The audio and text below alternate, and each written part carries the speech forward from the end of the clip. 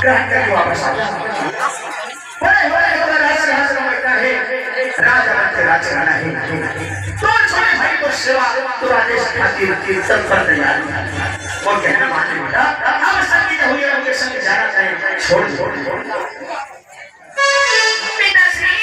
लेकिन बोला ना आज संगीत हुई मुझे मिला लेके आना है मैं कल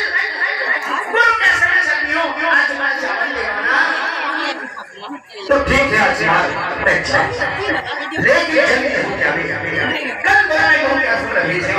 अस्त्र की शिक्षा बड़े हो गए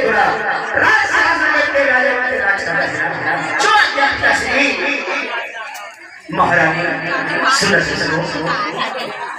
अब हमारे बड़े हो गए अस्त्र की शिक्षा कुछ वर्ष जब वो विराजमान होगी राजा और छोटे भाई कुंवर होकर आदेश के पालन का सुंदर होगी सही है स्वामी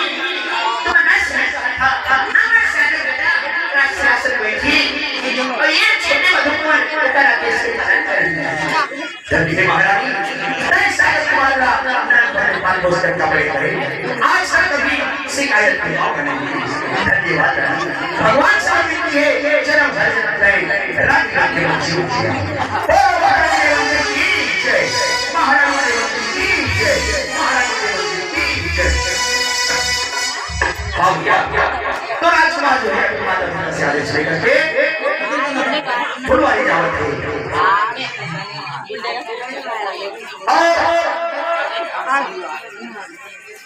जब रवि सुनते कि बड़े राज्य में सागर कुमार राज सिंहासन बैठी तो का विचार करते बने अपन नकली में देखा कल रविवार